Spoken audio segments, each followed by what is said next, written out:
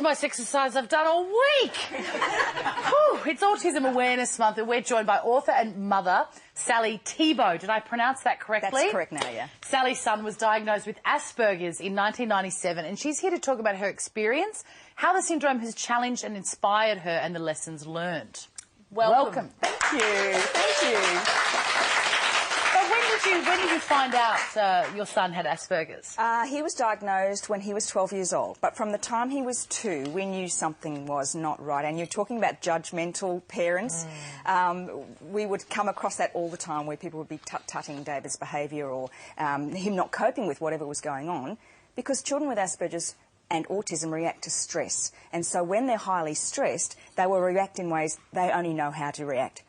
You may have no idea what on earth is going on, but for them, something is stressing them. So don't we all get stressed, but the difference is they manifest it in a different way? That's exactly right, Chrissy. It's just they have no filtering system like we have to say, well, this is appropriate and this is not appropriate.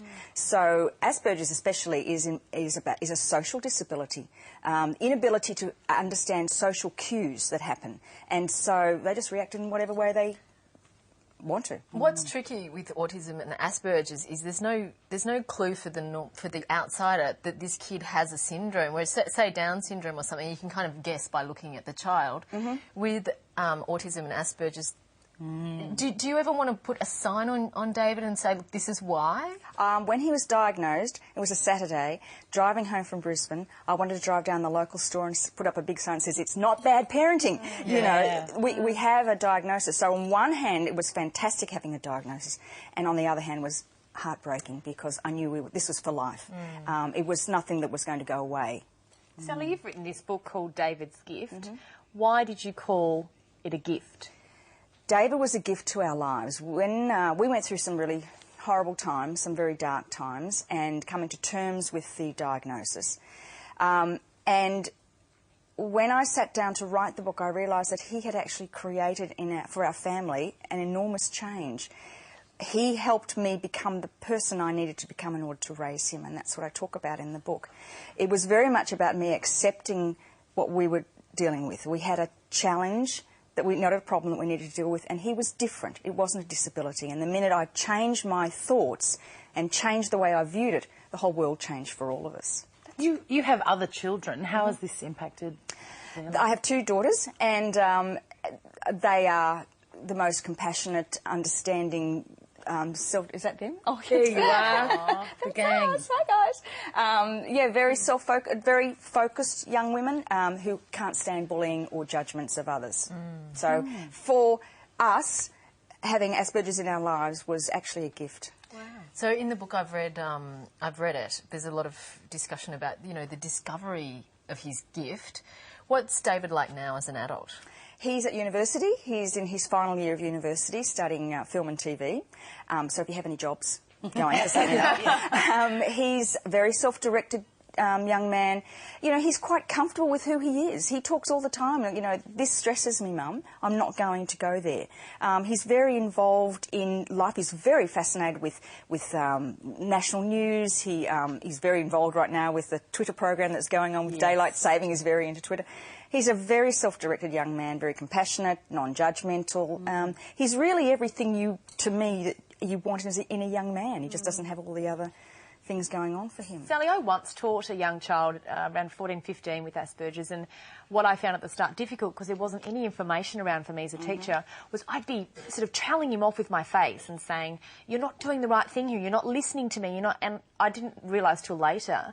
Do they find it difficult to read emotions, and therefore you have to articulate what you want or articulate your information to them? What are some of the tips for parents and for teachers that are dealing with child with Asperger's? You have to understand that they don't have the knowledge that we have. It's like they come from, I used to say, almost from another planet. It's like they've arrived here and they don't understand the nuances of our conversations, the nuances of our language. They don't get the social messages that other people get.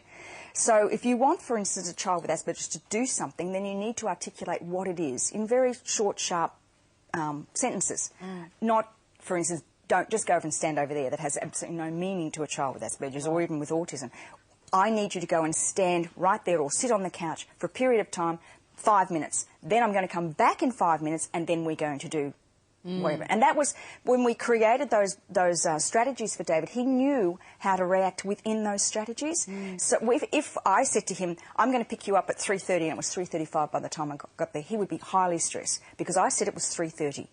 But I learned to understand. That was how he learnt trust.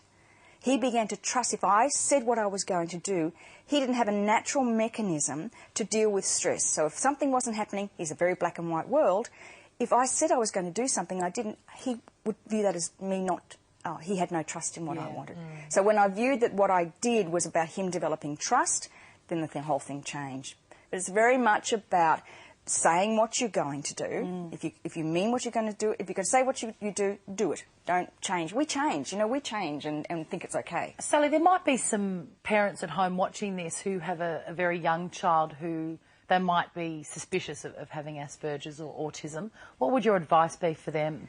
I would say to have a diagnosis very early. The earlier you have the diagnosis, the better it is, not only for the child but also for the whole family, because you develop the strategies.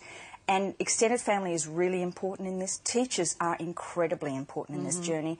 If you have great teachers who are understanding, then the journey is so much better. Sally, that is an intriguing and inspiring story. Thank you so much for joining us on The Circle. Sally Thibault's book is called David's Gift, and we have details on our Circle website. Please give a round of applause. Thank you. Still to come this morning, the style makeover that's going to transform dairy farmer Cecilia Palmer. You're watching The Circle. Stay with us.